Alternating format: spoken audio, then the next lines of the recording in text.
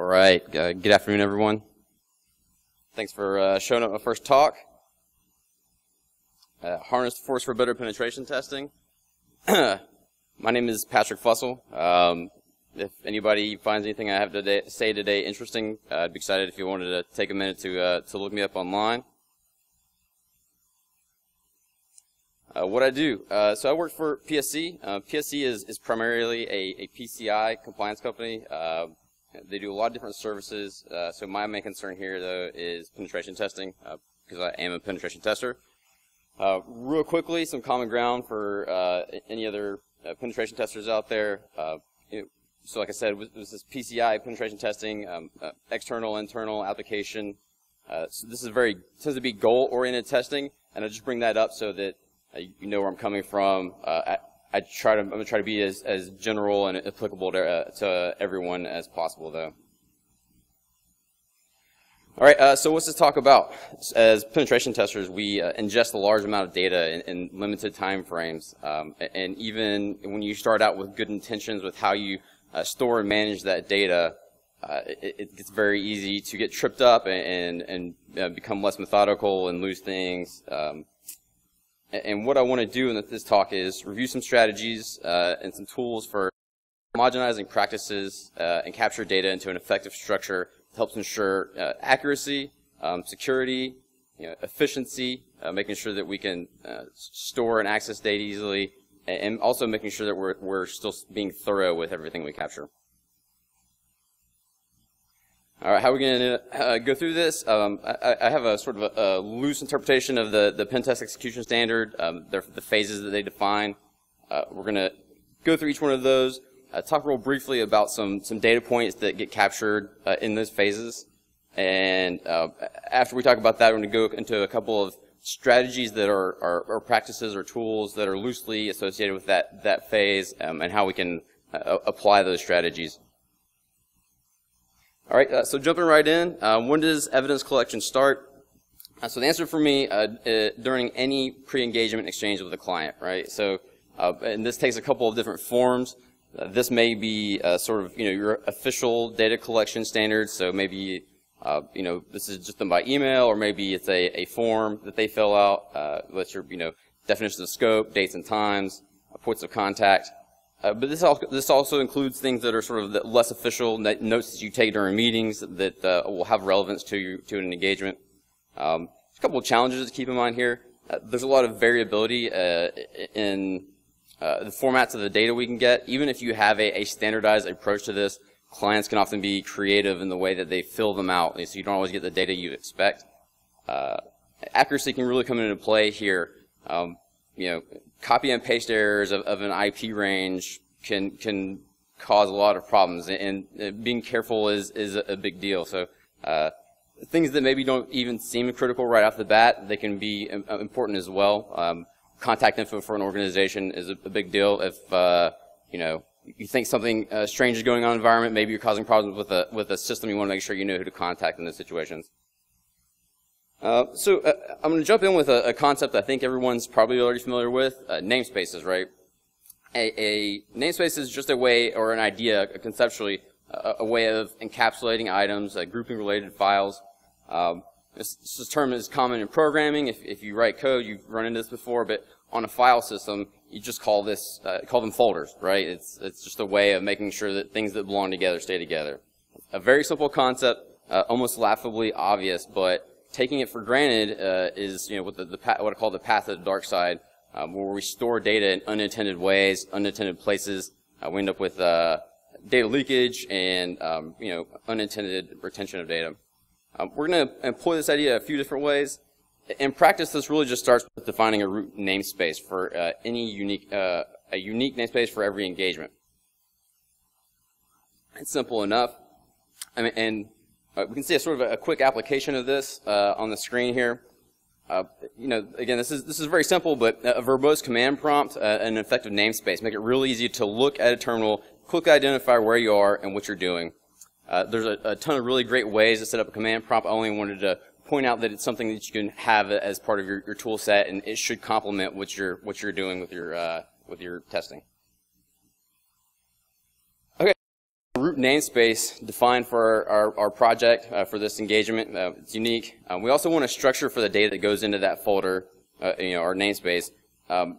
It's easy and tempting to dump everything into the root. Maybe what you might actually want to do is wherever you are, you're going to run a command and leave the output there.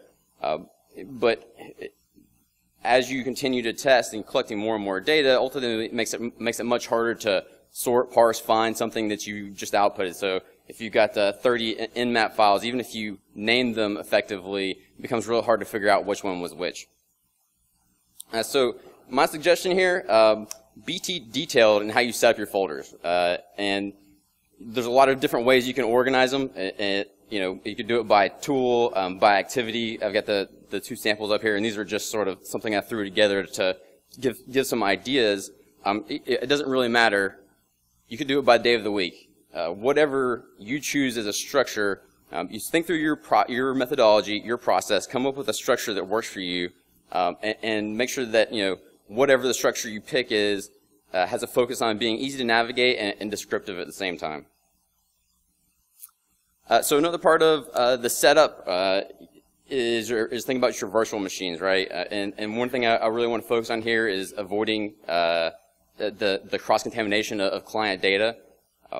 And the reason I bring this up with reference to virtual machines is I think that the more ephemeral nature of a virtual machine has a tendency to, we spin it up, we spin it down, we delete them. It makes us be less cognizant about what we're storing on them, which sometimes is okay, but sometimes we end up with data sitting around for a lot longer than we meant to. We get that what I call the data leakage. We really want to make sure we're not storing data we don't want sitting around. So one tool that's everybody's probably familiar with that you can use to help with this is virtual machine snapshots, right? A snapshot preserves the state of the data virtual machine at any point in time.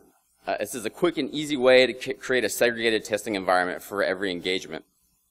You build up a clean base virtual machine, create a snapshot for the engagement, name it appropriately, and then destroy it when you're done. And we've avoided a lot of that headache of making sure that we didn't leave files sitting around. Whether you store your data primarily on your host operating system or you work always in your virtual machines, take the time to set up some shared folders between the two that complement your process. So my approach for dealing with this issue is using a tool called Vagrant. If you're not familiar with it, it's essentially just a command line tool for building custom virtual machine instances from a base image. It's set up according to you define a configuration file that looks something like this, and you tell Vagrant to build your machine, and it does all the magic for you. So usage is pretty simple. This is just an example of what it might look like when you're spinning up a machine. You go navigate to the directory where your configuration file is, tell Vagrant to launch it, and a few minutes later you have your environment ready for testing. So why do I use Vagrant? It achieves some of the same things as the virtual machine snapshots and creating that segregated testing environment. At the same time, it's easy to respect the namespace of our project, right? So I can put that Vagrant, the configuration file that I use to interact with the virtual machine in the project directory. It also has a very customizable configuration file that makes it easy to have a consistent workflow for each project. We can quickly configure the virtual machine name, shared folders, install specific software packages, and there's lots of potential for automation of the creating and editing of the config file because it's essentially it's easy text to change. So you end up with something very custom to what you need with very low effort. All right, next phase, intel gathering. I've kind of grouped in OSINT, passive and active GrrCON into this just for brevity's sake. Data gathering in this phase, it tends to set the engagement up for success, or it certainly can. For example, emails we harvest during OSINT and some custom password lists might mean you find a success where you otherwise might miss something. Understanding what hosts are active, have services belong to which VLAN can be a really daunting task when taking into account the number of systems that might be active on a large network. So there's a lot of things to think about in this phase here. One method I found that useful for helping ensure the consistency and efficiency here is scripting and automating any repetitive task as much as I possibly can. So anywhere I can reduce the number of steps for doing something the right way, I'll take the time to do that. And some examples might be opening terminals, accessing data regarding a specific project. Anywhere I want to make sure I'm respecting the namespace of the current engagement. My personal approach to this has been a handy little tool called Thor. If you've never seen Thor, or if you've ever used Metasploit, I believe it uses Thor to build its command line documentation. Essentially, Thor is a Ruby toolkit for building command line interfaces, but also it has a nice little command line tool itself. The Thor command line tool will take a file where you define some tasks in Ruby and turn it into a full-featured, or turn into a command line app that has built-in usage documentation. This makes it very easy to quickly install or remove applications. And what this really means is you can quickly build and deploy a fairly robust command line app on the fly. And how might we use this, or why is this useful? I use Thor programs to do a lot of things, simplify interaction with projects and its files. And on the screen you can see a couple of tasks that I've defined with Thor for interacting with my projects. And this includes project creation, opening terminal windows. In particular, I want to show the show function here. This is obviously a simple example. I'm sure that if you, in a real engagement, you're probably going to see a lot more ranges than this. But it's very. What I want to do is make it very easy to say, for a given project, show me some data set, and I try to be inclusive with this. So have lots of different pieces I can show myself very, very quickly. Contact data, IP list, if there's a list of hosts that I'm not supposed to scan, give myself quick access to that data so that I'll always have it on hand without having to take time to go look it up. One thing I mentioned about I use Thor to open up terminal windows, and one of the reasons that I do that is I want to make sure I'm always logging my terminal sessions. So one of our goals is to be thorough, and we want to make sure that we logging our terminal sessions it certainly helps achieve that. It's really easy to forget to add a pipe out to something, or add that flag to make sure we save our data file from a command line tool. And you say, well, I'll just go back and copy and paste that later out of the terminal and make sure I get it into a text file. But relying on yourself to do this increases the chance of forgetting something, missing something. Your terminal dies, you forget to set scroll back, whatever happens, your data disappears, and now you have to either rerun it, or maybe it's something that's gone forever. I think that the script command is something that's fairly ubiquitous for most Linux users, but in case you've never heard of it, essentially it's a very simple command. You tell it where you want it to save your console session. It does it. When you're done, you type exit, and work is done. And additionally, you've got in PowerShell we can use the start transcript command that achieves almost exactly the same thing. All right, next phase. So I grouped exploitation and post-exploitation together, again, for brevity. This is, I know for me, this is where things have a tendency to get messy. Once I gain a foothold, I tend to want to chase the hack, where you get excited, you've got your first access, you're trying to escalate. It's easy to let that get away from you. And what we end up doing is opening lots of shells. Maybe you sprayed shells and you've got 30 open, or maybe 100 or 200, or maybe we're managing multiple network pivots and trying to remember what's going on where. It is exciting, but we're not careful. This causes a lot of problems. Rushing makes it hard to recreate what you've done, and in turn increases the amount of time you need for reporting, and muddles up any communication with the customer, especially if it's communication that's happening during the engagement. All right, so one easy solution for this is logging a descriptive summary of your significant actions inside of that pen test. This is a practice that was born of a requirement from PSC. They required that we keep a chronology of activities during each engagement. And so over the years, I've kind of expanded this into a much more robust practice that's very specific to the way that I work. Now, I do want to mention this process can reach back and it affects other phases of the testing, but I find that it becomes the most significant in that transition between intelligence gathering and exploitation, when you tend to start to accelerate the pace of what's going on. The practice keeping running log testing activities is it's simple, right? You know, something that you think is going to matter happens. You take a note of it, and then I know what I like to do is either capture some of the most relevant output or just notate where I've stored the files that are related to it. This does a few things for us. Builds strong situational awareness of where you've been and where you're going. It forces you to slow down a little bit, think about what's coming next, and aids in streamlining the communication with the customer about what's going on during the engagement. It's also really handy when it comes to cleanup. You can notate any shells that are open, files that are dropped, accounts that are created. Makes it very, very simple to go back and make sure that those things are remedied before you leave.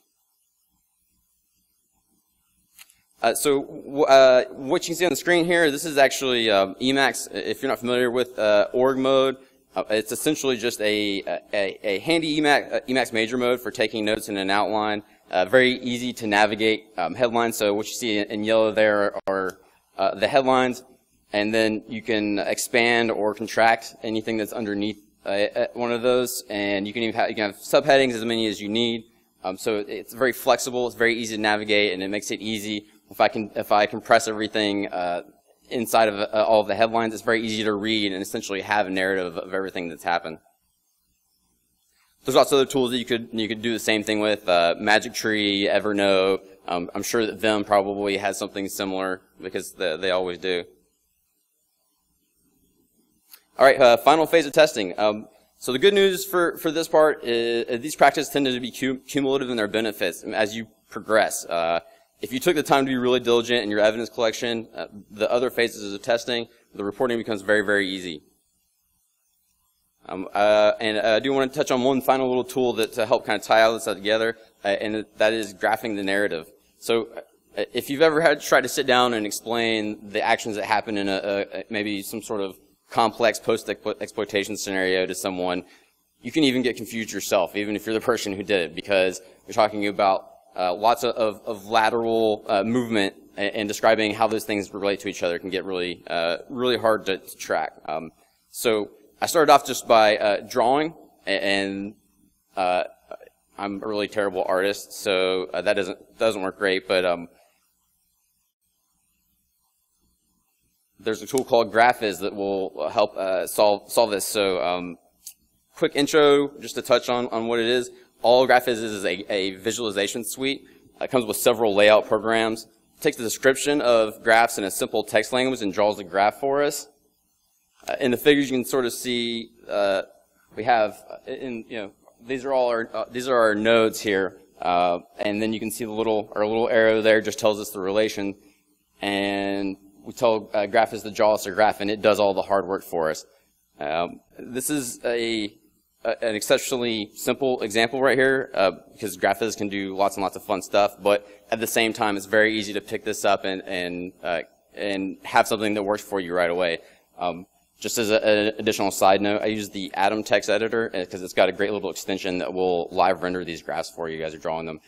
And so combining this tool with our sort of running narrative of our testing makes you very, very aware of exactly what's going on, and then makes it easy to describe to anyone who wants to know how you got where you got during a pen test.